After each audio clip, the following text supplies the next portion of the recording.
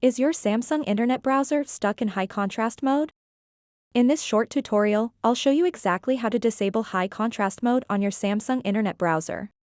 So make sure to watch this video until the very end to understand the tutorial properly.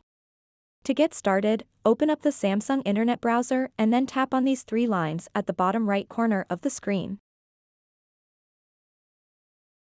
And then tap Settings. Once you are on this page, you'll see the high contrast mode. And as you can see, high contrast mode is enabled on my Samsung internet browser. Adjust the colors of fonts, backgrounds, and other components to make them stand out from the background. So if you want to turn off high contrast mode, simply toggle off this switch over here. So that wraps up this tutorial. If you have any questions about this whole process, please let me know in the comments section below. And if this video helped you out, please give it a big thumbs up and subscribe to this channel for more tutorial videos like this one. Thank you so much for watching and have a good day.